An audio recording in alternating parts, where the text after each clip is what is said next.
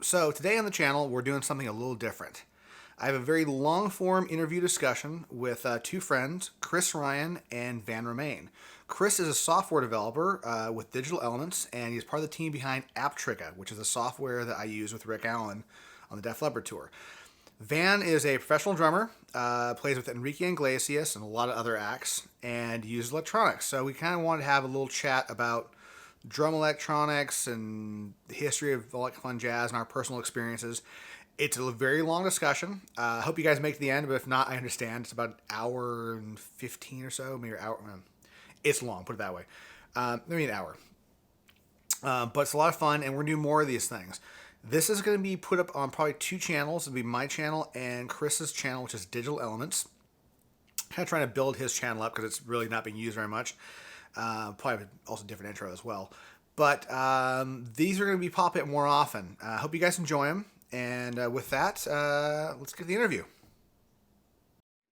Dude. Hey. How you doing, man? Good. How are you? How's it going, man? I look dark. You look dark. Fix it. Fix it. We're all trying to do like professional lighting here, man. Come on. I got to step up. Yeah. I got those records on eBay just for this talk, too.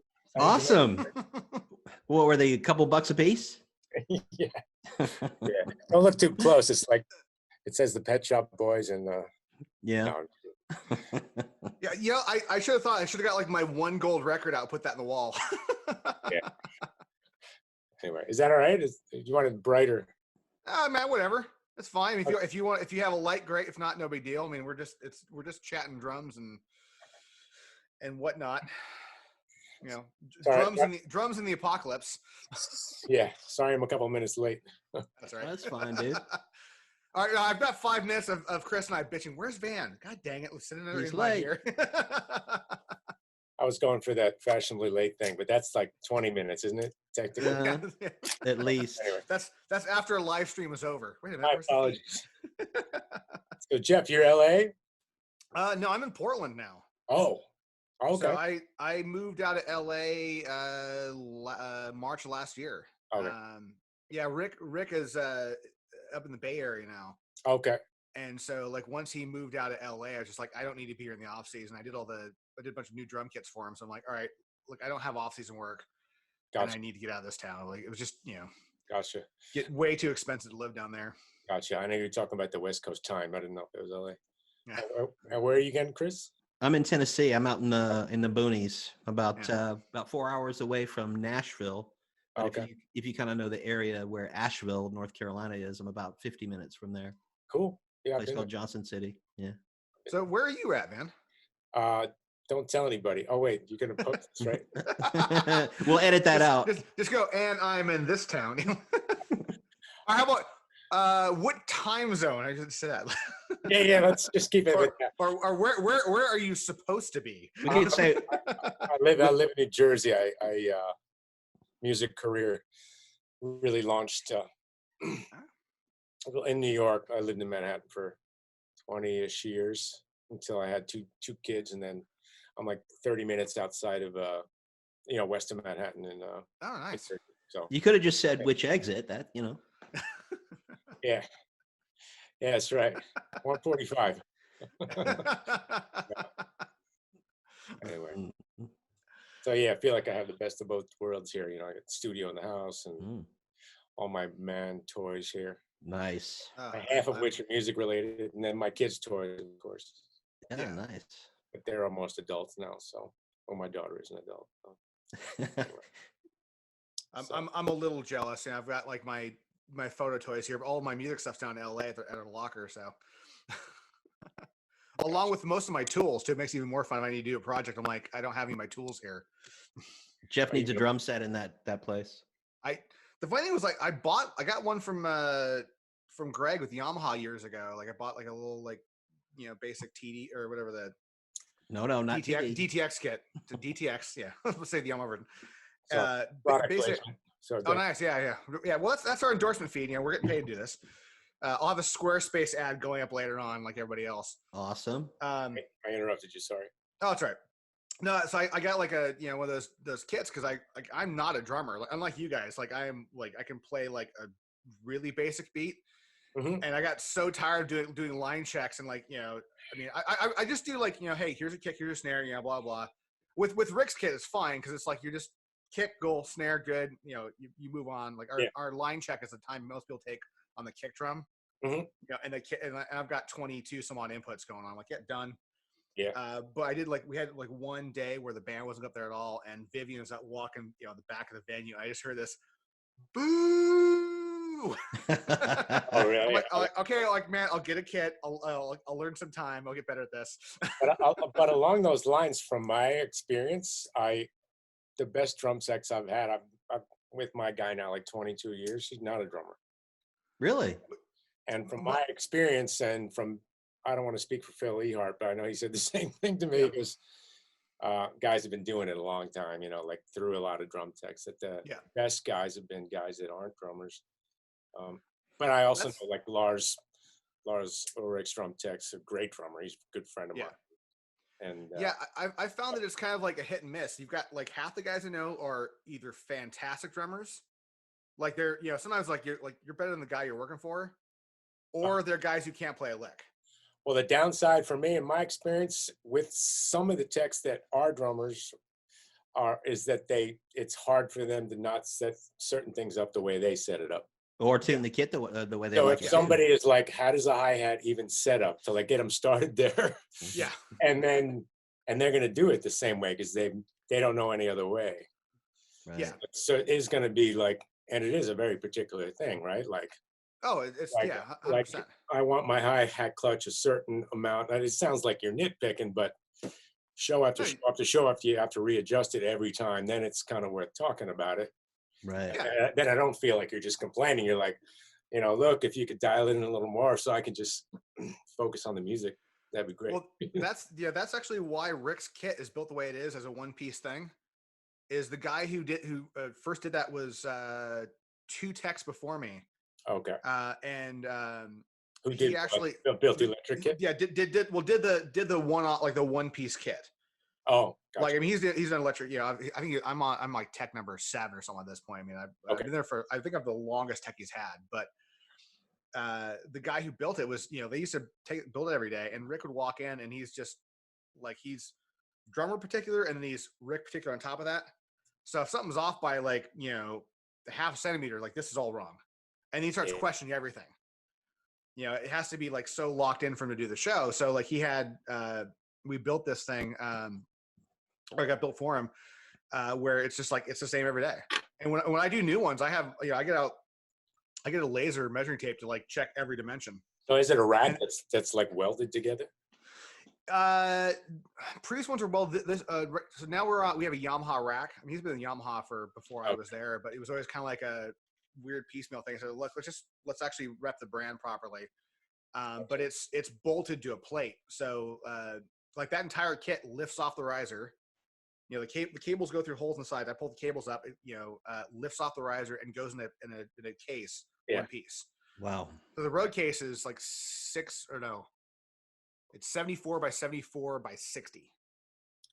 And the only thing goes down is the overheads go down. That's it, and nothing else changes. Like none of the drums change position, the cymbals change positions. Yeah. I've got memory locks and everything. Like every now and then, it's, really rough ride. Like okay, something moved a little bit, but it's really like one thing moved, and that's it. I'll never get that in my Camry. No, yeah. No. That's why I started using racks back in 89 or 90 when I started playing with Steve Morse. I had a huge kit, and I needed to contain the stuff, but and then I've always used this Gibraltar stuff, but you could really customize it to exactly what you want. But now, if I'm touring, most of my tours they're like a bunch of one-offs in Europe, so probably not going to bring all Enrique Iglesias' case. I have my kit in Miami and our major backline there, but I can't use a rack for the one-off. Yeah. It's too much. You know what I mean? It doesn't make any sense. And there's another discussion also about the triggering with that, because while I'm not triggering as much as Rick is, I'm triggering off the kick drum a little bit and 2 snares a little bit, and then a kick pedal. But I have I can't bring all that stuff. You know what I mean? It's Yeah. so There's it has to be something that sets up quick and is consistent. And if I need it, I can get it from a backline company. So it has to be. It can't be that specific unless it's our touring kit. You know? So what do you normally rely on? What is it that piece? Well, it started off just as far as triggering was I started working with Roland just because they have availability in backline places, you know, Mhm. Yeah. and so I used a V drum and the SPDSX, and then I wanted to simplify because most of the sounds that I use are custom sounds, Mhm. either from the record or I'm making them, and I love the V drum for what it is, but I just don't tend to use it for what its strength is, which is kind of sounding like a live kit. I don't need that. Yeah. Right? Yeah. Playing a live kit that's kind of yeah, hot rodded with triggers in certain. Well, But a lot of my triggers I'm using as mute groups in some okay. programs. I'm not actually firing off samples. Sometimes I am. Depends what the song is. Oh, wow. So Okay. Well, let me ask you this. So, like, because this is kind of leads to a discussion, but like with one of my buddies that did something similar. If you're doing triggering on a kick drum on a rental kit, now are you keeping when you're doing that? Are you playing like super simple? You're like, this is going to be like some 4 on the floor. Are you trying to get like a trigger on a kit that you've just touched to actually have full sensitivity and full playability? with the kick drum, I Yeah. only use it as a mute group. I never fire a sample. Okay. Okay.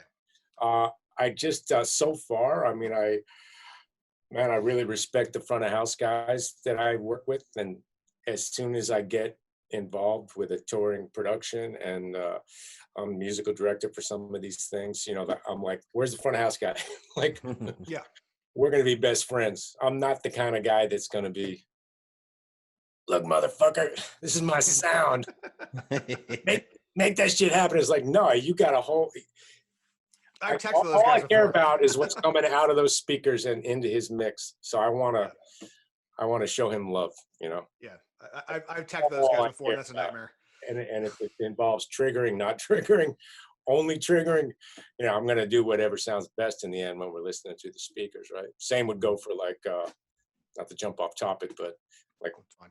There's no topic. we had AC30s guitar players were using. They're all Yeah. they like vintage gear and stuff, but it just didn't sound as consistent and the tone didn't sound as good out of the PA speakers. That's Yeah. the thing about So we can vintage talk gear. hypothetically about how much we love AC30s or Marshalls or whatever, but those pedals sounded better to everyone standing there if we did an A/B test. If you didn't tell them, you know, and more consistent. So Yeah. that ends up. That's what we do. That's like, fortunately for the people I work with, they. I think that's a lot of acts don't until you hit like a large scale. A lot of people don't consider that. They kind of go like, it's my tone or like that, and they don't realize like, it doesn't matter where your tone is, where your head's at. Like, the PA is out there, the crowd's out there. I mean, I got started as a And that's the most video tech. way to deal with it, in my opinion. And I'll go to my grave feeling that way. Yeah. You know Well, what I mean? So yeah, I it's got like, started doing drums in a recording studio. That was like that's how I started in the industry, was as a studio drum oh, tech. So like I was doing 3 or 4 sessions a week for my boss at the time, and he was a session guy. So like you come in and like, okay, it's a country record, it's a jingle, whatever. And so I would get stuff tuned, but then I walk in the control room, listen to the producer, engineer, go, well, what are you looking for? Like, is this what kind of tone you want? And I never cared what it sounded like in the room. And yeah, it's like, well, you're micing it. The mic is here. Like, it drives me nuts when I find these drummers like, oh, it's got to be here. Like, well, it might sound great from your kick drums might sound amazing from 4 feet away, but where the mic's at, it sounds horrible. yeah, And that's what the crowd's gonna hear. Like, I don't care what you like. exactly. Ultimately, if you only care about yourself, then go to your house and play in your garage. Yeah, Like, you're trying to do a show for 1,000 or 20,000 people. Like, give them a show. Give yeah, them the proper tones. yeah. And it translates to guitar stuff and everybody else. Like the guys who want to have the AC30. Like, yeah, your amp sounds awesome, but it's buzzing like mad, and that's going through the PA. And I get it if you're sitting at home and you fall in love with that amp, but unless you're in that situation and you're listening to it. But I know so many guitar players, they're like, oh, I need to have reverb on my nylon guitar, and I'm like, you're reacting to what you like in your ears. Yeah. I'm reacting to what's coming out in the PA in the mix that those 15,000 people are. So many people can't separate that. I don't have the luxury really of being out there often, but Yeah. you know, the guy who also shares the responsibilities with me does, and I Yeah. trust him. He mixes records for a living and produces, and Well, the guys who go by the ears, I said, well, go talk to your monitor guy at that point. It's like, if you want to have that in your ears, have him give it to you. Like, it's the, I've seen a lot, I mean, I don't know if you had much time when you came to the show in New York, whether you saw much of the stage or the gear we had, because it was kind of a crazy, I like, wanted to see the yeah. gear. No, I was kidding. No, Well, I didn't that's want to see Rick's kid, of course, but you were. yeah. I just met you. Well, I think Thank also you, Chris, for making that happen. yeah, that show was like a pain in the ass too, because we had like, there was no room upstage, the other acts. And Um, yeah, that's. yeah, I know that but place pretty well too. So yeah. Well, we're probably similar to your stage setup, where there's like the large majority of it's direct, where you go like, I mean, obviously your drums are mic'd, but you go like a lot of guitar stuff, like, there's everything is direct, so the tones are consistent, and you'll run into like these guys who are super like my tone guys, who will talk, smack, like, oh, well, you're running a DI for your guitars, like, yeah, but listen out front. Like, it sounds like the album. Like, all I care why about. would we not want to do that? Like, it's like, it sounds huge. Like, That's all I ever care about. I don't care if there's yeah, two chords in the song. If it gives me goosebumps, it's winning. It's it. yeah, So what's coming out of the speakers. I always try to hold on to that feeling and that belief. Like, because sometimes you go study music in a university, and a lot of that stuff can get lost. You know what I mean? yeah. Like, oh man, that's easy to play, and that's hard to play. And I'm like, I don't know. Like, if somebody's or people are trashing somebody that won Grammys recently, I'm like, if I played on a Grammy nominated Yeah. record, I actually have nothing that won, but Yeah. but that's fucking huge. Yeah. Like, for me, it's huge to even get considered. So you don't have to like the music, but please have a little respect, because it's Yeah. like, until you kind of get there yourself, maybe if you won a bunch, maybe you're in a position to say that. But anyway. I used to live with a bunch of indie rockers, like way back, the birth of the indie scene with my roommates. And I would have the same conversations where, like, you play something like, oh, I can't really like that band. Like, yeah, they've sold 100 million records. Obviously there's a lot of people like that band. Like, they put out some great, songs, and they would pull out some obscure record from '84 that sold 700 copies, on a 7-inch. Yeah. And they'd ask, like, how can you not be a huge fan? Like, because I've never fucking heard of them. Yeah. Like, I've definitely got over the idea of talking smack about other music the older I've gotten, because I'm at the point now where I go, I'm just not the audience for it. If I don't like it, I'm obviously like not the target audience, but I'll hear like Taylor's 1989 record, I thought was brilliant. The Billie Eilish record, I thought was absolutely spectacular. For me too, but and I go, it's a teenager, but I'm like, whatever, brilliant album, brilliant production, brilliant songwriting, can't knock it. yeah, again, it's like, it either connects with me on an emotional level or it doesn't, and that happens to connect with me, like her music, her and her brother's music, whatever. But if it didn't, I would still be like, well, that's not really my thing, but she's doing it. She's being successful. Like, I don't know, it's part of human nature. I guess I shouldn't put too much energy into people's negativity either. Yeah. Well, I think there's probably a little bit inside baseball thing for those of us who are in the business, where you like what goes into stuff, the talent involved, like, the sheer luck to actually have a record that takes off in the right hand. So like, I just can't talk smack when I see somebody like, like, I know that person's been working their entire life for that moment. Yeah. And it's like, why, like I'm not, I don't know, your boss's music very well. And I'm probably not the demographic of middle-aged white guy in West Coast, but I also go, like, incredibly talented artist with a team behind him and a lot of work. Like, why would I talk smack about something? Like, it's just. Yeah. Well, another thing I've noticed about I've got some long relationships with some of the people I've worked with, and that have continued to have continued success, like on the arena level. Well, Steve Morse isn't in the arena, but he's still. Well, he is with Deep Purple, but whatever. My point is, my point is, they're still like incredibly humble. They still get nervous before every show, and that's part of being humble as well. I believe so. And almost subconsciously, I've ended up working with, those are the people I've worked with for long periods of time. I've done a lot of tons of stuff with people, like all one-off things with, Hmm. people I can put on my bio or whatever. But um, yeah, for whatever reason, it wasn't, the right thing. So that's the kind of thing that I'm attracted to. It's just this, the people that are like, they're playing every show like it's their last, and they're Yeah. still grateful, and it's all that kind of attitude towards the whole thing. So, and I Chris, think want to dive in? I think that's what makes people continuously successful as well, as opposed Yeah. to having, maybe it's hard for people. I've never been a solo artist where I had a huge record and I'm fucking amazing, I don't have to work anymore, or I don't know what happens there, you know. And I'm sure it's different in every case, but for a lot of people, they get one big hit and that's it, Yeah. and especially now because labels aren't getting behind people to, um, they don't have the money to get behind people to develop their No, record. yeah, like I think that's probably why a lot of so-called legacy acts are still out kicking it. Ooh, Because nobody else has time to.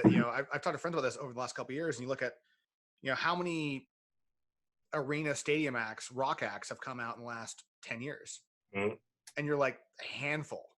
In the last 20 years, you're like, okay, there's like maybe an act a year who's actually managed to stick it out, and in recent memory, I mean, the last like really superstar act I can think of on a rock level was maybe Coldplay or Muse, where you go, all right, they can actually, at least parts of the world, they can do a full-on stadium and play to 60, 70,000 people and pull it off.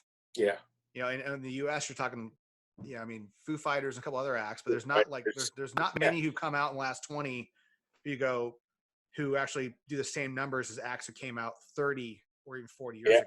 Well, in a big sense, the DJs are the rock stars. Yeah. Damn it. I mean, I like that kind of music too. I do like complete electronic music. Sometimes it depends what it is. Again, it either Yeah. touches me or it doesn't. So, Well, and that's what we're talking about here is electronic music. So electronic drums. yeah, and I mean, honestly, that whole side of it. Um, I mean, for me, it started. I was playing drums, and then I started writing music a little, and then I remember Purple Rain was a huge record, and I remember that. I don't think those are live drums, and then I bought a Linn drum, and a lot of people that listen to this might not know what the hell I'm talking about, but Well, they have Google. Linn drum was the first really big drum machine, right? I mean, really popular one that was like $1,000 or something, and I actually got it MIDI, so it was hot Oh, rock wow. because it had MIDI. Some of us are old enough to remember that. But I was 9 when I got that. Nice. Wow. No, I was kidding. But I was getting frustrated because with certain music I was playing and recording, I wanted to hear. I still heard live drums, but I wanted to hear this other thing that was missing. Mhm. And a lot of people were programming the records, like Tears for Fears, and the drum parts are programmed, and I liked it that it was programmed. Yeah. It never bothered me. It was never like, oh, I'm gonna lose my job. I was like, I'm buying that. Where do you buy that? Like, Yes. Well, somebody's still got to program it, like, a bank loan to get the Linn, oh, wow. and I changed the So chips on the inside to change the snare sound. correct me if I'm wrong, but wasn't the Linn drum used on the Tom Petty stuff? That was It sounds Don't that Come way. On Here No More. Uh, Not like, I think it was like famously used on that track, wasn't it? I'm not sure. I know, like Boys of Summer. I can hear it all Yeah. over that. Yeah. There's quite a few hit tracks that are pretty exclusive Lindrum. What do you? Yeah, I just remember hearing like some stuff go like like probably VH1 behind the music stuff or whatever. They're talking about like it's kind of the same story of getting that device going and just realizing it's a tool for new ideas as opposed to Yeah. replacing the old ideas. Well, I mean, Prince was a huge manipulator of all those sounds. I mean, he pretty much, twisted and bent the Lindrum to make it his own. Awesome. And then Like it wouldn't those records wouldn't be what they were without the Linn drum. I mean, And there's not even to mention the 808 with other artists now. I mean, there's signature sounds. I mean, Yeah. those certain types of percussive knocks that you hear in a Prince song. Yeah. I mean, it's hard to mistake that. Yeah. And I can even the Boys of Summer, they had a lot of the side stick and they tuned it down because that's all you could do. You had one Exactly. sound, and then you could tune it tune it down. And Prince did a lot of that too. With I don't You know, Hall and Oates relied on it a lot too, back know. in that period. Yeah. Yeah, I gotta say, as a roadie, I'm very glad that I came in after that stage, because I've seen Rick's old gear at the warehouse and going trying to pull off the leopard shit with the tech of that day. I would have less hair than I do now.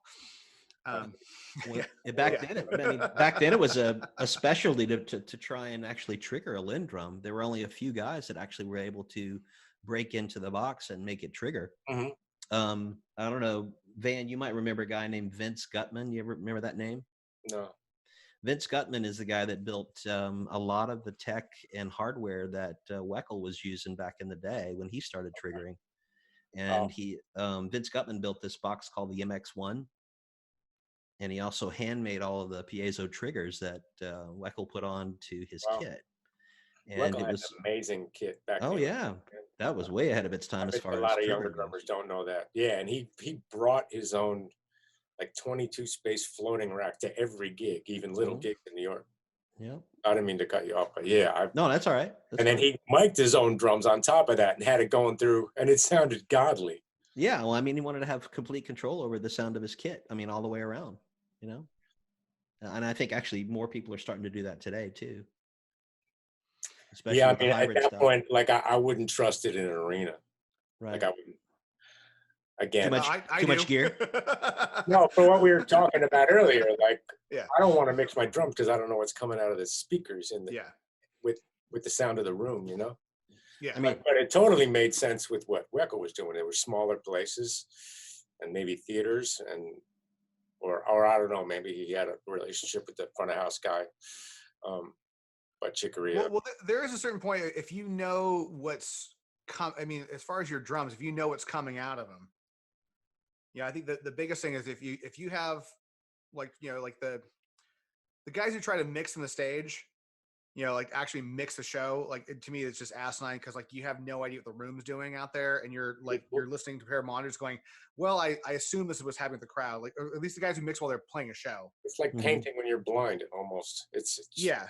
you know. I mean, Prince was famous for that. Tom Schultz would do that. He would walk on the side of the stage while he's playing guitar and adjust the mix based on like the feed off the front of the PA. But I'm like, well, you're still behind the damn rig. Yeah. But when you're talking to your drum stuff, if between you and the guy up front, like this is what the kick drum you want to sound like, and you can get that tone on stage. If you're going, hey, I'm going to send you a pre-EQ'd kick drum that I know works for this track. It's no different what Rick's doing now. I mean, we've got we do 2 kicks and 2 snares, and it's one kick is for the stage monitoring, and one kick is for the front of house monitoring. Oh, that's interesting. There's a little bit of crossplay, but it's more because it's more for like people like you do 2 kicks, 2 snares. And you're normally audio. You got your inside mic, outside mic, or top bottom for snares. Mm-hmm. This is more going, well, this is what the guys used to hearing on stage, and this is what cuts through the ear mix really well. So and then on the front of house side, it's like, no, like I want to have this tone. So we just go, well, just add an extra output and you go feed the sample out there. Gotcha. Because like I like when I first started with Rick, my thing was I would listen to I only listened to stage mix, and I couldn't stand the kick and snare on that. I was like, oh god, it's just it's very, very plasticky. Not realizing the front house guys listen to a totally different feed, and then also you do that thing where you go like it's a greater than the sum of its parts deal. You listen to Leopard Show and like, yeah, it sounds like Def Leppard.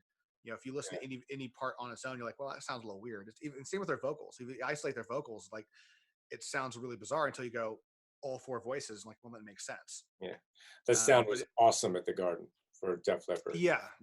Ronan is. I mean, I think he is the best in the business as far as front house guy really, goes. really. It was. I mean, really good. he's really good. I mean, historically, Def Leppard's live shows have been a sound experience, if you will, always. Even back to the Robert Scoble days when he was mixing. Yeah. Well, it's Scoble. Yeah. I mean, they've lucked out with good engineers, but I think that they've also embraced, probably because they had to. I mean, they embraced that electronic thing at an early time, so they had the ability to go add those tones on. Like, I don't know exactly the tones you're doing with Enrique, but like you have the option as a drummer to go, I want to add an 808 sound to this and be able to play it live and able to add some oomph to a song, or add, add loops, live playing loops where you actually have some pulse to stuff that I don't think a lot of people necessarily consider. I think a lot of the guys that I run into who ask about doing electronic drums, they kind of think of all in one unit, like, okay, I want a V drum kit or whatever like that. And they get kind of bummed out because it doesn't react the same way their acoustic kit. And my thing is like, well, treat it like a whole different instrument. Why don't you go like my first experience with this was I toured for Yes, and Alan had like the giant acoustic kit with the whole V drum over the top of it. Uh-huh. And that was my first like act touring as far as like proper electronics. And it was like, well, he wasn't using the V drum as a acoustic. He was going, well, I just add different tones on here and samples and make it a separate part of the palette. That's always what I've done. That's what I've done. But I think the people who do it best do it the way you're doing it, which is the idea of like, I'm not going to try to replace my acoustic kit. I want to augment my tones and give myself more options. Yeah. I've thought about replacing samples so I wouldn't have to use plexiglass. Because oh yeah, well there's that too. Matt Flynn's a good friend of mine. He plays Maroon 5, but we want to write a book called Life Behind Plexiglass. That's great. Drummer in a fishbowl. But it totally makes sense. I mean, my boss doesn't sing with a lot of in that particular gig. He doesn't sing with a lot of volume, so they really got to turn the gain up on his mic. And I play loud as shit, like for not every song, but because I think the drums sound better that way. I'm not overhitting them, I don't think, but and it just I would rather have the plexiglass there. I'm gonna have to have it there because he goes, dude, you have to have plexi. It's blowing my ears out, But I've thought about replace somehow, like technology gets better somehow, and you can crossfade the samples, like with a snare sound, so I could use a sampled snare and fake cymbals. Excuse me. Somehow, the main problem is the snare. Yeah, well, that's it's funny because that actually leads me into how I met Chris. So was it 8 years now, or somewhere 7 years ago? It's been at least 8. Yeah. So Chris was working on the Gen 16 cymbals that Zildjian had. The pasta strainer cymbals. I have. You worked on those? Oh, did we talk about that? Come on, dude. They're cheese graters. They're not pasta strainers. Come on.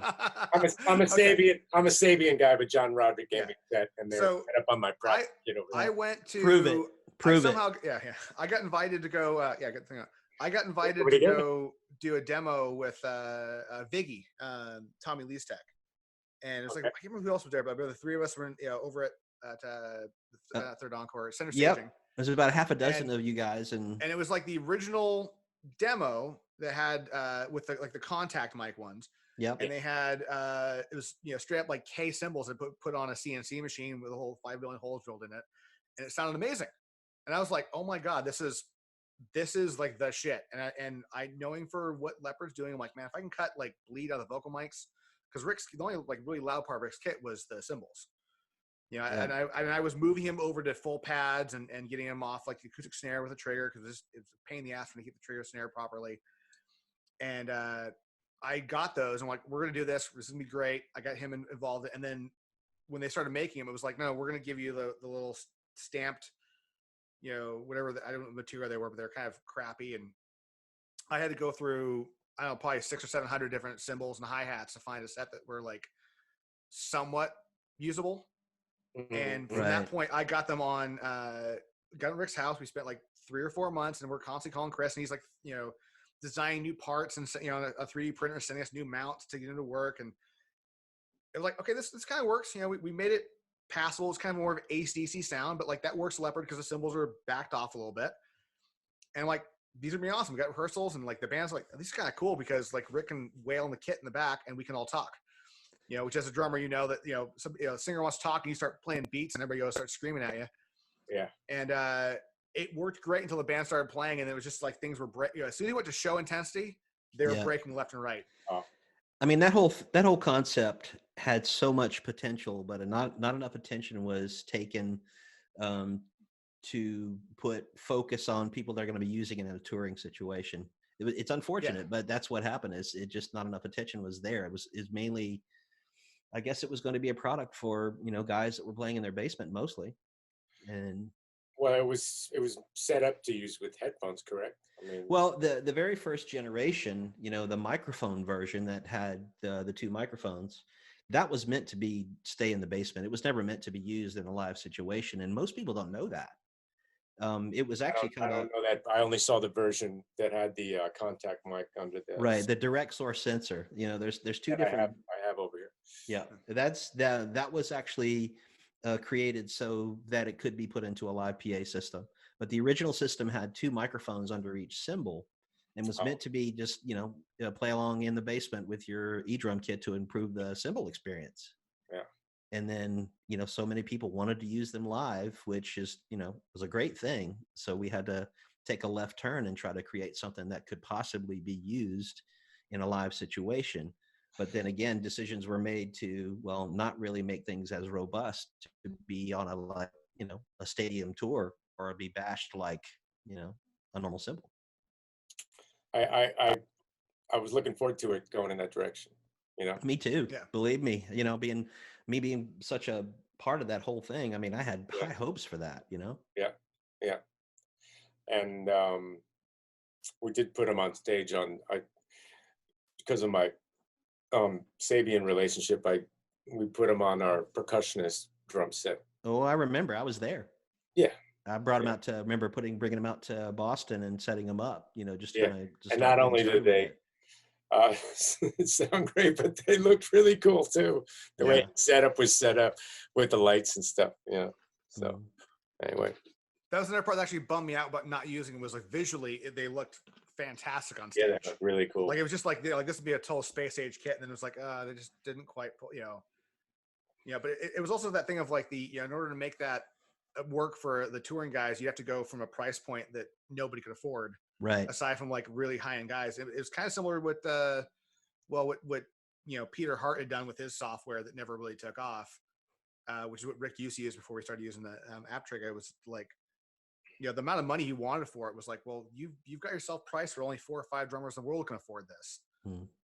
Like if you want, if you're talking, $8,000 or $9,000 per, module, and you need to have two of them at least per show, because you have to have a spare running at all times. Mhm.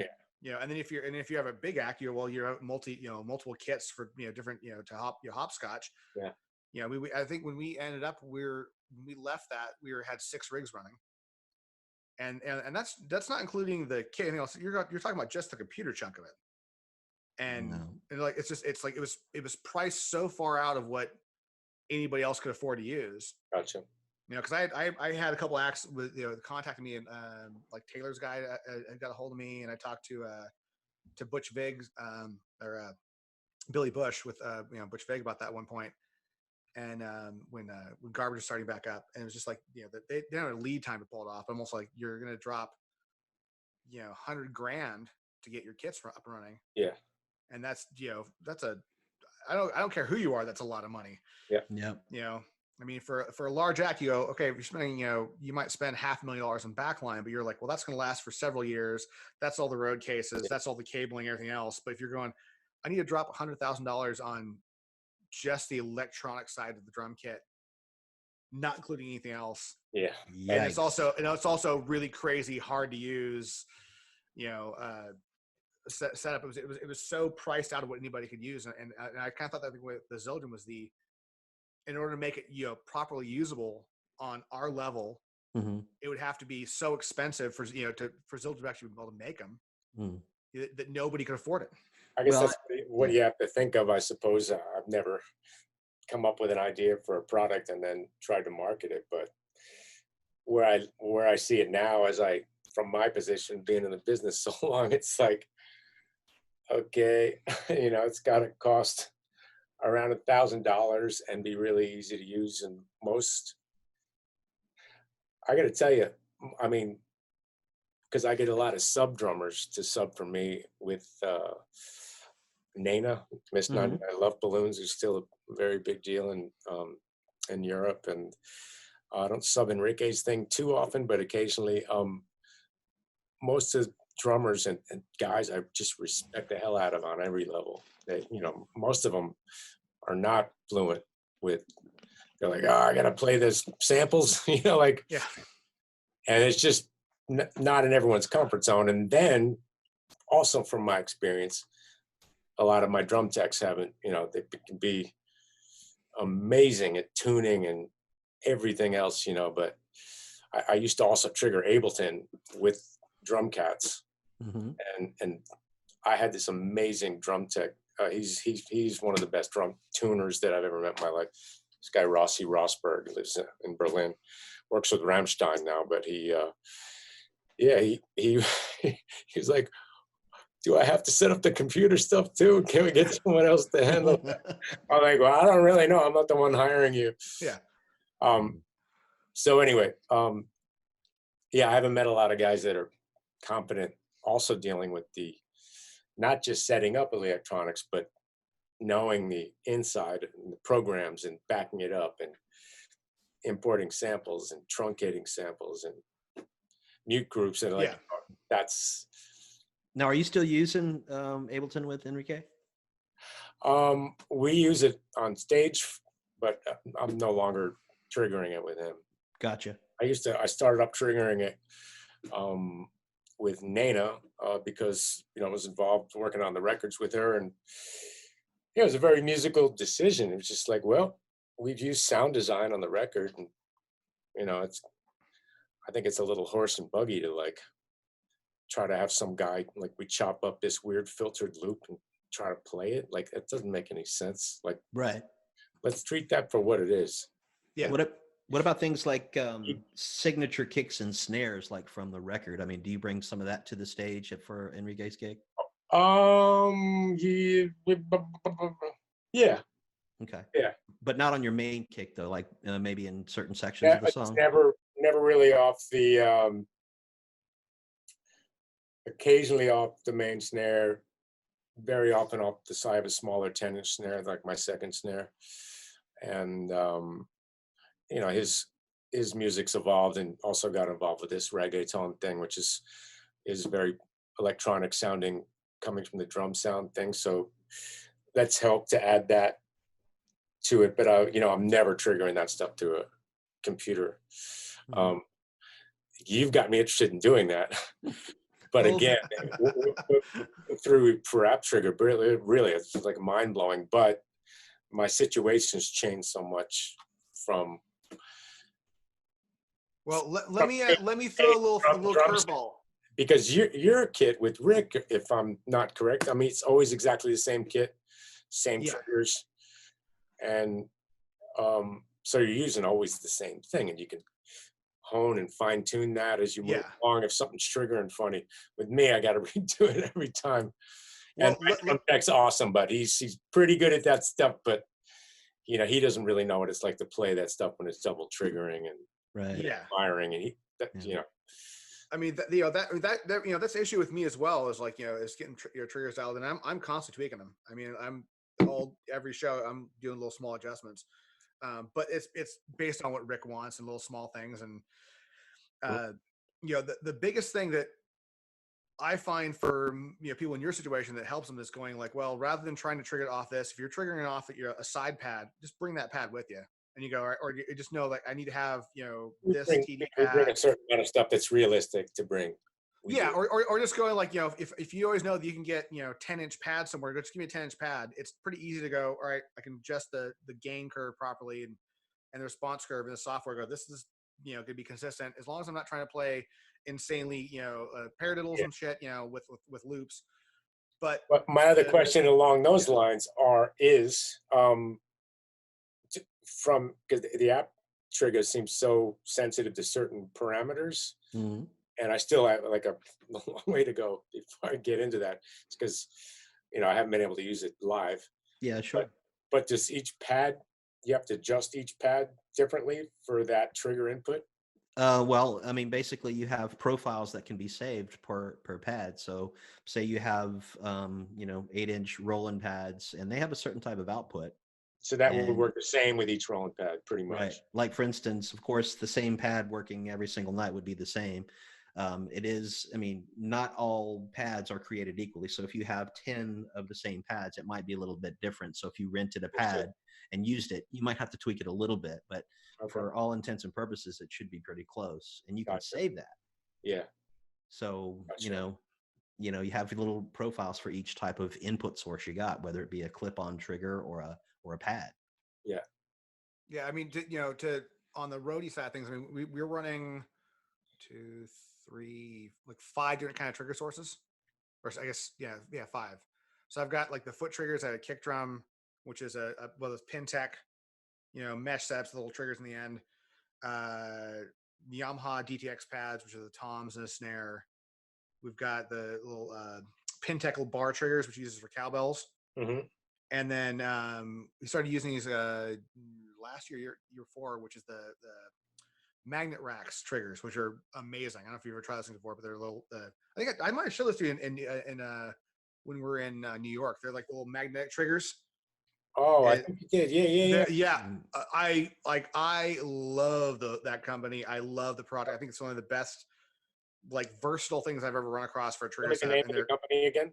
it's Magnet Racks. So MAGNATRAX, might be 2 X's in the end, 1 X. Actually, I think it's Magnet Tracks. I'm sorry, Magnet Tracks. Sorry, yeah.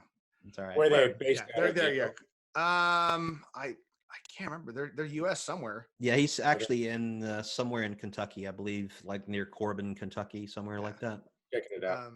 But the the even having 5 trigger sources, I still treat them individually.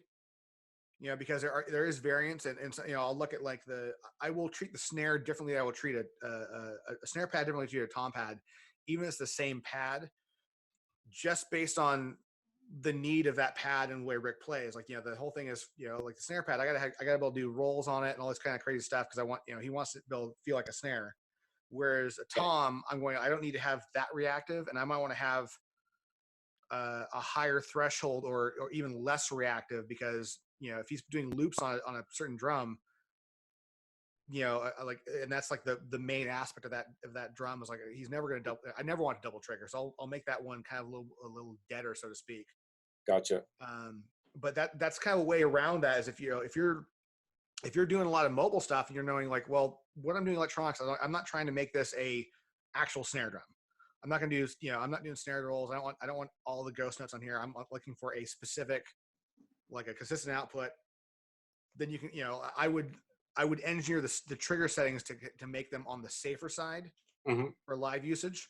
Yeah. And the other thing is, and I'm sure like, you have all this amazing dynamics as a drummer, and then you go on stage and you play at 90 to 100% the entire time.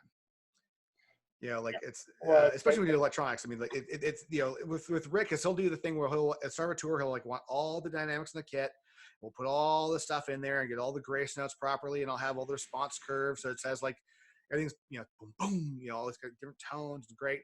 And once the show happens, I'm looking at it, I'm like, well, you're hitting 95 to 100 the entire show. That's everybody. Like, you're like everybody. It is everybody. So the idea of going, like, I'm trying to make the electronics like, you're like your studio source. Well, yeah, in studio you want to have all that vibe, but in the concert setting, you're like, look, it's I'm pounding the shit out of it. It's going through compressor. It's going through the PA. It's a rock show or it's a pop show, whatever like that.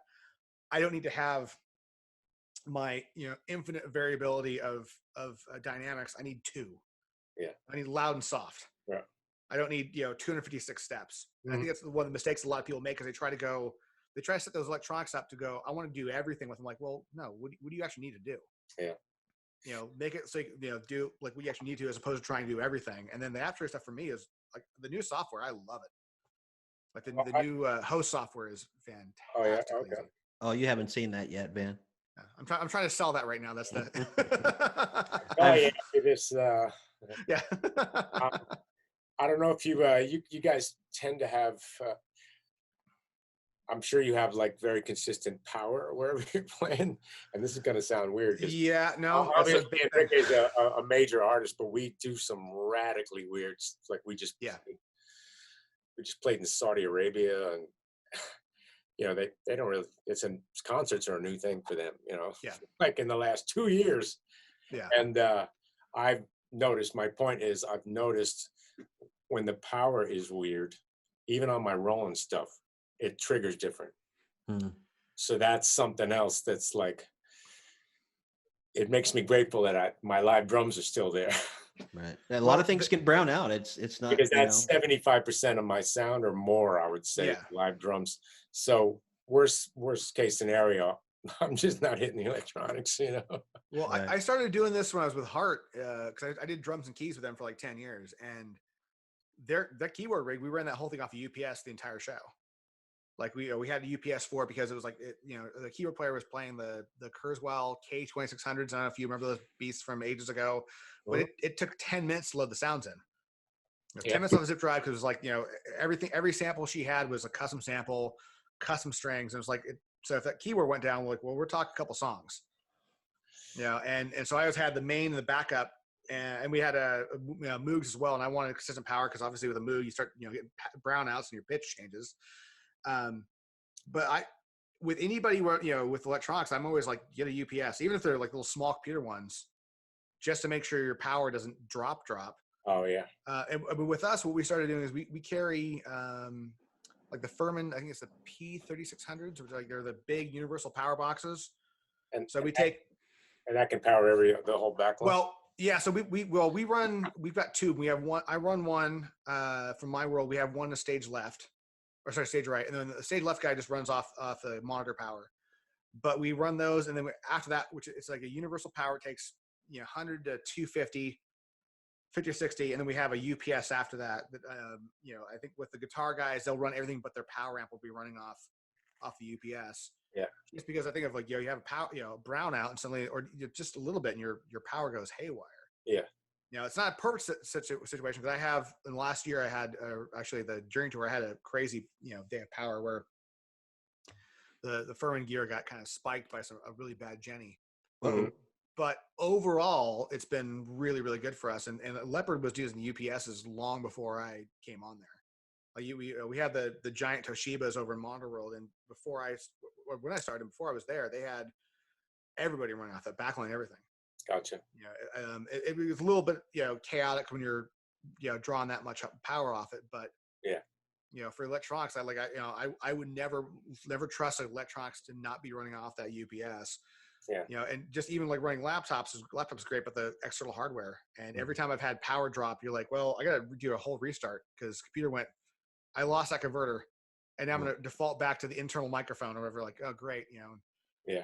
So Van, did you get to see the Def Leppard rig when you were in New York or no? Are you asking me? Yeah. Yeah, I did. Yeah. Okay. It would probably have been very, very brief. That stage setup was there was no room upstage for the two acts to be on there. So like, trying to have anybody else walk up on deck was like, you can see it, but it's buried, not plugged in. Mm-hmm. It was not a fun tour as a tech side for me to deal with. But two great drummers, Oh man, Steve Smith is just like, he's amazing. Yeah. Like it was my old boss. I don't know if you ever met Ben Smith. Yeah, no, Ben Smith. Yeah, you play with Hart, right? Yeah. So really, so he buddy of mine. Yeah. So Ben like that. I was a studio tech, back in 2001. Like I'm gonna get in touch with him. I was actually thinking the same thing. I mean, one of the nicest guys in rock. But his gag for years was like, it's the two Steves. It's like, it's Steve Smith or Steve Gadd. If you can't get one of those guys and you work your way down the mats, you're Chamberlain. Like, gotcha. But yeah, Steve Smith, like that was, for me, that was probably the highlight of seeing him play every night. Yeah. That tour was just like those guys. Oh, but I will say on the flip side of things, I think the Journey show is better with Dean. You think what? I think the Journey show is better when Dean's playing drums. Oh, okay. Just because as a showman, because like Steve I know fantastic. I've never seen him play. Oh, I mean, for as amazing as Steve is, it's a very it's a very relaxed show. And then you go, when Dean was up there, it's like Tommy Lee behind the kit, in the heyday, just arms flailing everywhere, and he can sing amazing. And, it added to their dynamic show. Cause like you saw that show in New York, it was Arnell runs all that stage. Everybody else just kind of stands there. And having Dean behind the kit was a little more of a dynamic stage show. Yeah. But it's apples and oranges. It's a totally different style. I mean, if I was to pick a drummer to actually like listen to by himself, yeah, Yeah. I'd listen to Steve play drum solos all day long and be happy. Mm-hmm. Yeah. Gotcha. And he's a sweetheart of a guy. I don't know if you've met him, but like, what a nice human being. Dean or Steve? What's that? Oh, both. But Steve, like, I mean, he's Oh an yeah, I know absolute Steve. sweetheart. Like, I know both of them. Yeah. Yes. No, Steve's awesome. Dean's great too. He's just crazy, you know. Like, I met Steve originally through. I hung out with him up in San Fran. He's close friends with T. Lavitz from the Dixie Dregs, and Hmm. I worked on some of T's records and played with him when I started playing with Steve Morse. And, oh wow. That was the Drum Cat days, wasn't it? it was. There's a good segue. You remember the weekend? You remember the? Yeah, you like that, huh? It's like we scripted it. No, seriously, it's like it was the Lynn drum, and then I started getting some good gigs, and then was Mario the head of Cat then? Actually, Bill was still around. I don't know if you remember, but you were doing a drum clinic in Springfield, and you came and hung out with me at the factory for the weekend because you were doing Yeah. that clinic that night. At Chicopee or near there, or Chicopee, Mass. Yeah. okay, just outside of Springfield. So I mean that still no one's made anything like the Drum Cat. this is true. I got two of them in my closet here, but that's what I was triggering with. Yeah. It was impossible to re-trigger. And when I was triggering Ableton, Mario told me about Ableton. I was triggering, or I wasn't triggering, I was running Logic from my laptop. I forget what year this is, but Nana had a huge comeback record and #1 hit again and won Artist of the Year. And like the first time that happened was in '82 with Love Balloons and 99 Love Balloons. And I was fortunate enough to see and be around for the ramp up. And so I was writing with her and recording with her and MDing the thing. So yeah, I was like, man, we need tracks, I mean, still, if the band is the sound, but we need these tracks. And so I'm running Logic, and I was asked Mario, like, what do you suggest, He goes, have you checked out Ableton? I knew nothing about it. German company. And that was the game changer for me. I was like, oh my God, now you can run tracks and be musical about it. Yep. Like, absolutely. So it got to the point literally where, hope I'm not going off on too much of a tangent, but not at all. Her thing got so big that we added other artists to this tour, and then an orchestra, like a small, like 30-piece orchestra that were like in the Hollywood Squares behind us that would be blocked out. And but she's very spontaneous, and I think the magic of me working with her is that I could always kind of tell where she was going to go, but she never. Some of the songs she played front to back pretty much the same way every time, but other ones she'd be cueing. So I was like, there's got to be a way where I can follow you with the tracks. And it was just some background effect vocals and some sound design. It wasn't tracks, there weren't guitars on there. It was more, right. But it was stuff that was essential to the sound of that song. It was like part of the flavor of it, and it needed to be there. So, but I could, if she stopped, I could bring it to, pad 4 to me always meant that song goes to just the rotating click or the rotating loop until she cues me back in, and that's the out chorus, and I could follow her. And then we added the orchestra, but that was frustrating because there's a conductor and he's just reading music. So I said, we still have one more output that we can send to the conductor, and I can trigger him like when that next part's coming up into his ear. Right. And then he was like, oh yeah, this is cool. So suddenly, real-time cue. Suddenly he wasn't stressed anymore. And that all happened because of the Drum Cat and Ableton. The Ableton's like the one program I kind of don't want to know because I've seen seen what's capable of. I'm like, oh man, I don't want to get that far in the weeds. Somebody going, oh, we could do this. Like, oh, please don't. Like, there's so much options as a tech. If you're a Captain Spacebar, as we like to call them, of running chain and stuff around. I'm like, the setup on that. I'm like, I got enough, my plate, just making sure that Rick's drums work. Yeah. But the first time I was around that was Frank Ocean. I did a couple shows with him. Oh yeah. On one of his mini aborted tours, been doing a couple shows, and this guy out of Toronto, DJ Shine, who's like his main offstage guy, and he teaches Ableton classes. I mean, phenomenal at it. Yeah. But we had his little talk back, which was running the whole band the entire show, and it'd be like, hey, we we skip that bridge. We're gonna come back to it, and in 4, and you just re-trigger the whole show, and it was amazing. Going, all right, knowing how, because Frank's band, for being a hip hop act, he had a full live band. It was big. I love his music. Yeah, I've never seen him live, but it was interesting because we did like one like hip hop festival in LA where all day long it was DJ rapper, and then Frank was headlining. He came out there and he's got a 9-piece band. They're all in tuxedos, and they're all like amazing players. Like the keyboard player had, cause I was doing drums and keys, and he had probably, I don't know, he had B3 Rhodes, tons of vintage stuff. Drummer had this great old Ludwig kit. It was just sounded amazing, but across the board, amazing players. And then they had all that track stuff to be able to, give it like Frank's, the sound of his albums, but it was all being done live. Even just going the re-trigger stuff, and it was interesting going like, all right, Frank wants to, go off on a tangent for 32 bars, not a problem. And it wasn't one of those things where you like, oh, it's 32 bars, and suddenly we lost half the band because it was track. Like, oh, he's just on. Yeah, we're looping this and looping this. And I was like, that's a pretty amazing program, but I could do it from the drums. I mean, it took some practice, but basically the whole thing was to have the same system for each song. Yeah. So, well, Rick does that just in terms of samples. I mean, his show, like, there's so many loops and stuff going on in the Leopard show, but he's just sampling it live, or he's just replaying it live. And we're just doing it with Aptrig as opposed to with Ableton. But it's a similar idea of going, well, as opposed to just going back to section B, it's just like, well, I just re-trigger my loop until, things so happen. But triggering like a one shot. Yeah, a one shot. Yeah, so the like Rocket's a good example of that. So like the Rocket, there's that pulsing loop that's that occurs at 2 different places on the kit. One's a 2-bar, one's a so there's a 1-bar loop, and then there's a half-bar loop. Okay. So the main one is a 1-bar loop that's constantly triggering on the end of the 4. Yeah. So that's and then he has another one, this little short one for one part of the song. But on top of it, there's a tambourine loop that plays over his hi-hats.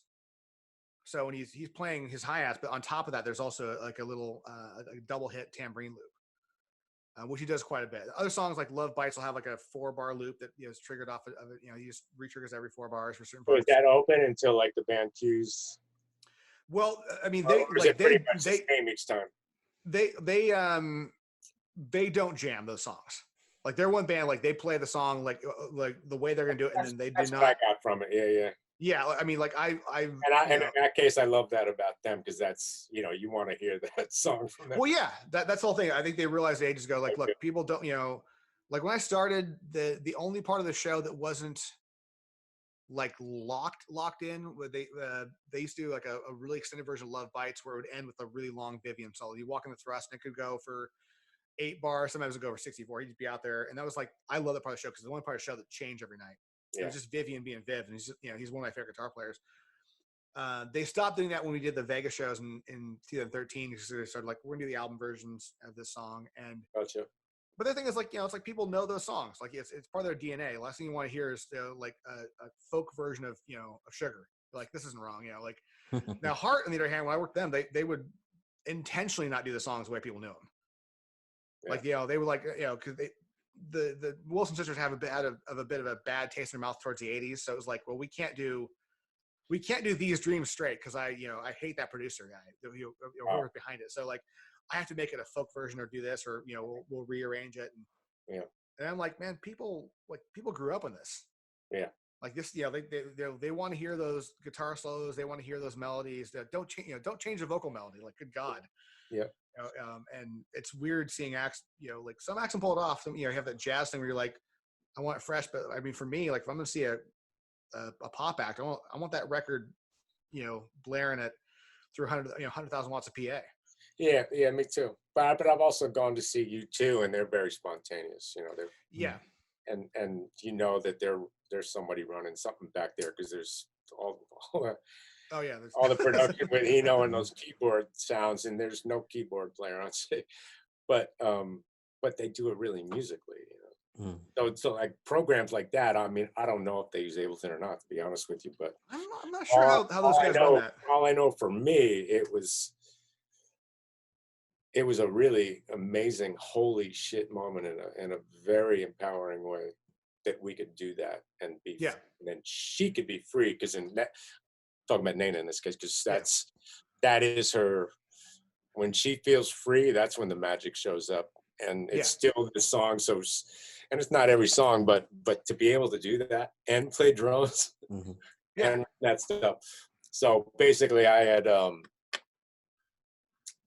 backups to everything, but I had two computers running in tandem in case one crashed.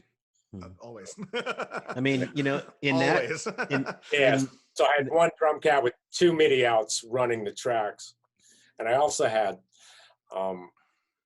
all of any potential song that she had in the session, like ready to go. So like 3-5 songs, and it would take like 12, 13 gigs of audio. So I would find the locator on any of those 45 songs through the drum cat. You know, I had a list on the side, but as soon as that stuff was loaded, that took like 10 minutes, 12 minutes. But I could go, she could change the set list or whatever, and I'm there, you know, and no beer or red wine before that show. I mean, these days, Ableton Live too is without all that real-time arranging you're talking about. It's the mainstay for like country acts these days.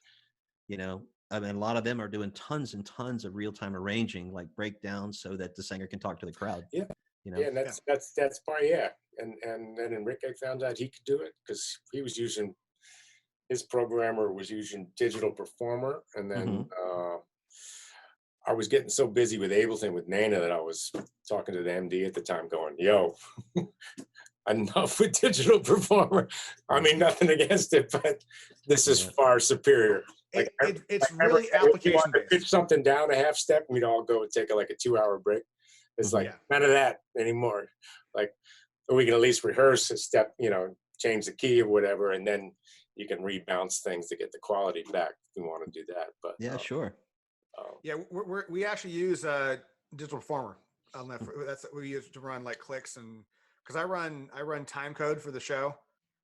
So we've got like part of the reason the Leopard show is set is because we've got, you know, the video content in sequence.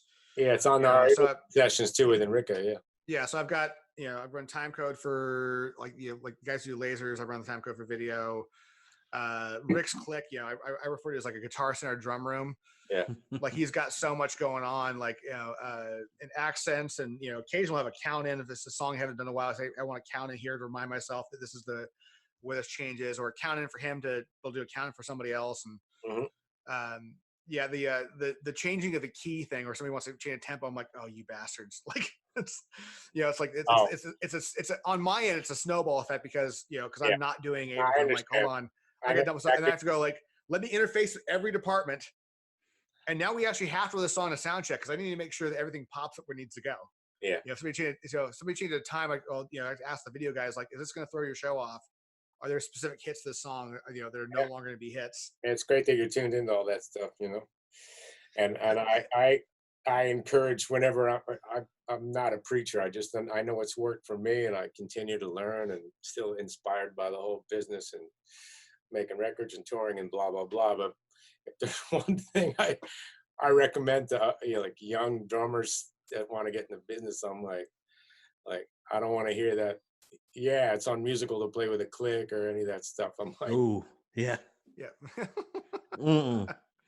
Things don't have to speed up or slow down to sound human, you know. And now that all this video content and DJs and all this stuff that we're embracing is all coming together, the reason why you want to be able to play with a click is because you also need to play with tracks and or just want to make sure that, like, the show doesn't turn in, like, you know, if you don't have a cup of coffee and then suddenly like, wow, we just ended the show 10 minutes early, because I have had that happen before on shows, like where somebody got a little excited, and by the end of it, like, you're playing that song, you know, 15 beats BPM faster than it is, and the guitar player can't keep up, you know, because it's already a fast song. Like, you know, maybe you should, like, you know, put your click on. With pop music, I do believe in that, because you can have jet lag or be in all different frame of mind, and you think, yeah, I think it's about here, you know, and no, it's not about there. Yeah, that's not where the vocal sits and the lyrics really flow, and, you know. Well, but what about the proximity of people on a large arena stage? I mean, if you're like, 100 feet away on left, 100 feet away on the right, I mean, clicks are needed for that too, to keep the whole band together. Yeah, and there's and there's a in-ear things really Yeah. helped with that.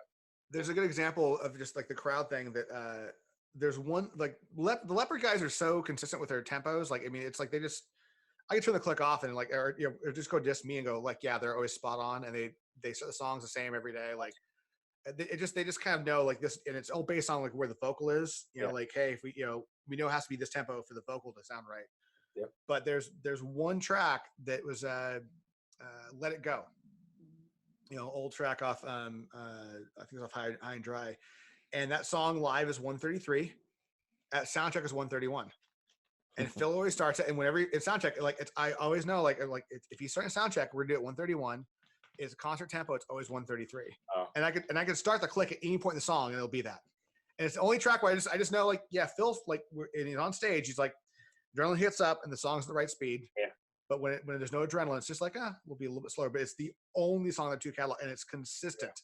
Yeah. I've 2 always BPMs noticed different. too, from like if I'm involved with the record of the artist, and between like if a single becomes big and when now we're going to put it in the set list, it's always typically 2 to 3 to 4 BPMs faster than the record. Yeah. That somehow ends up being the sweet spot, but there's no rule to it, right? It's just like it feels slow, right? It feels like it needs a little more. Okay, one more, Yeah. And a couple with Enrique have stayed exactly the record tempo, and because there's a certain swing to that. Mm-hmm.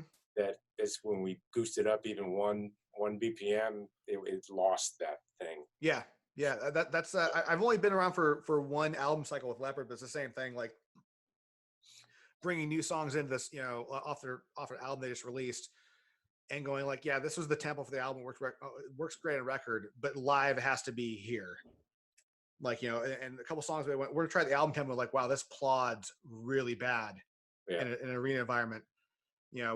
And then you go, well, how fast can you do it where the vocal sits right?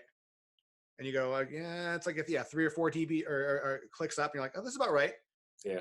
You go too fast and something like, well, the vocal sounds rushed, and and like Enrique couldn't breathe, like you're missing your cues. Yeah. But it is interesting. Like I think you're spot on where it's about like 3 to 4 BPM over album tempo. Yeah, it's pretty consistent. I can almost do the math, having done it for so long.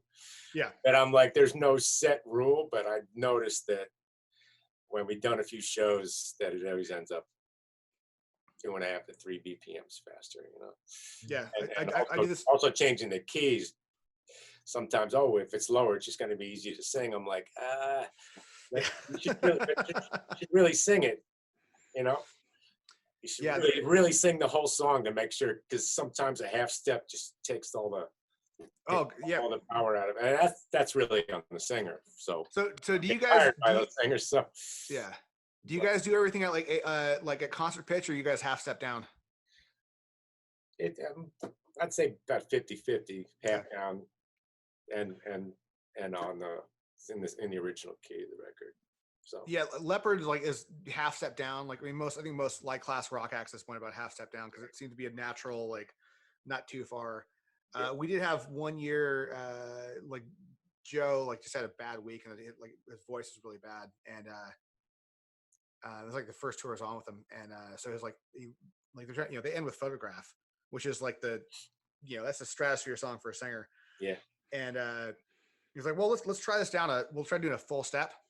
Just see if this is a little easier for Joe to hit, because there's some super high notes in that one. It was like it sounded like a metal song. It was like nope.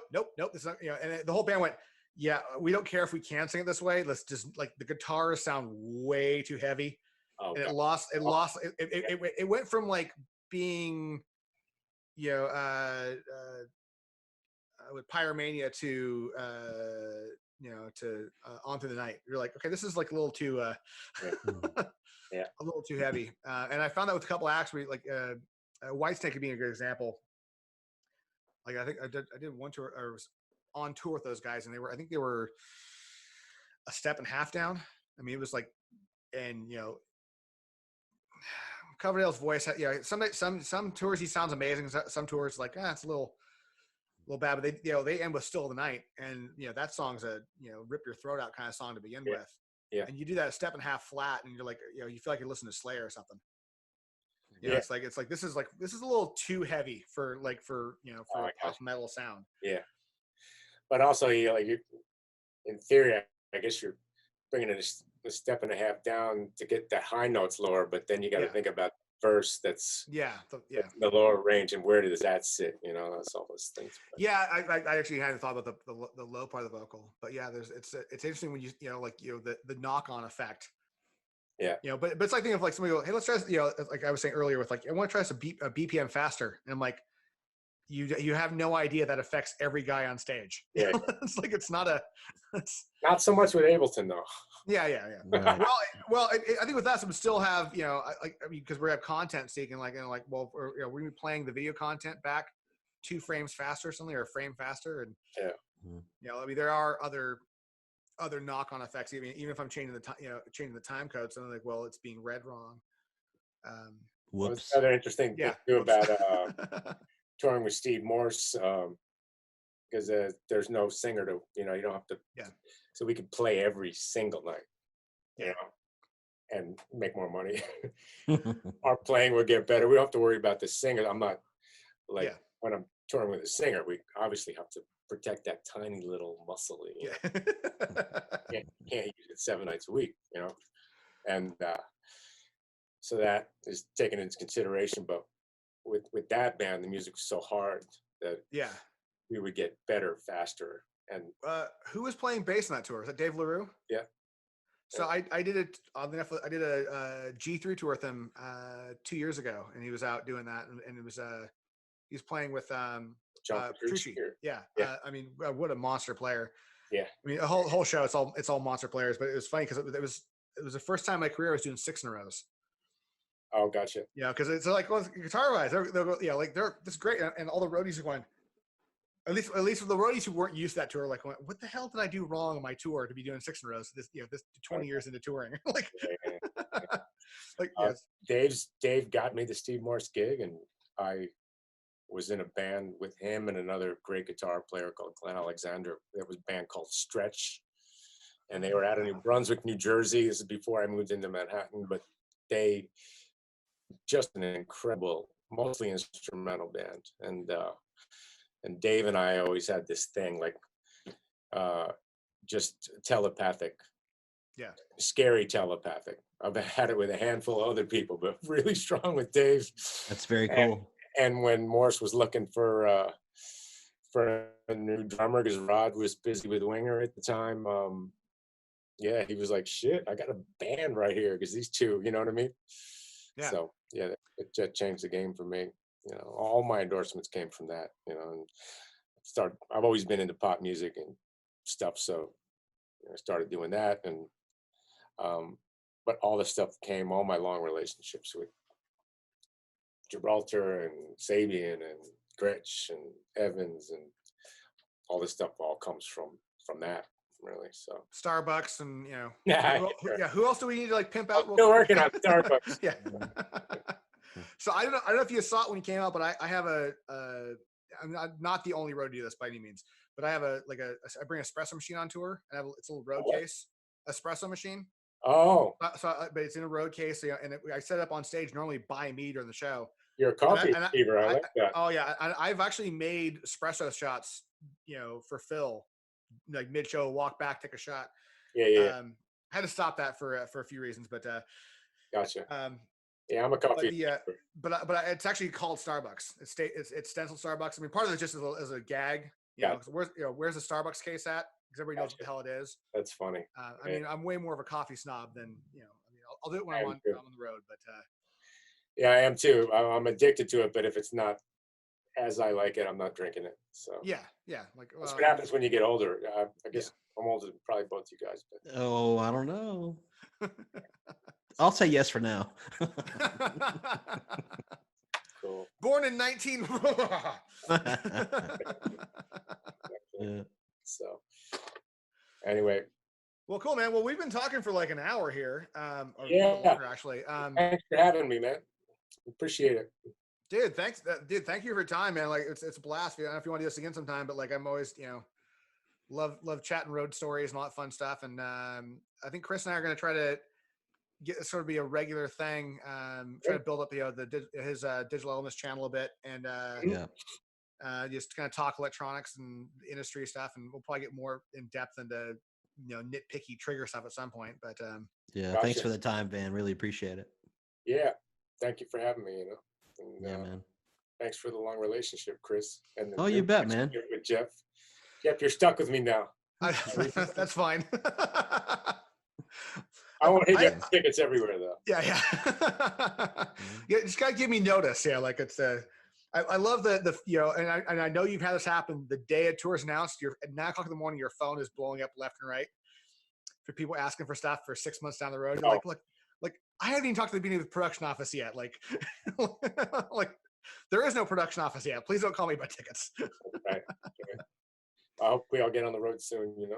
So, Yeah, Oh God, hopefully we'll all do more music soon. Yeah, this the sitting at home thing is not good for the pocketbook nor the soul, I think. Yeah, I'd much I've rather been go out do the focusing on concerts. a lot of positive stuff. My son's here normally, and my daughter, and man, I travel like crazy. So there's some advantages I have, Yeah. but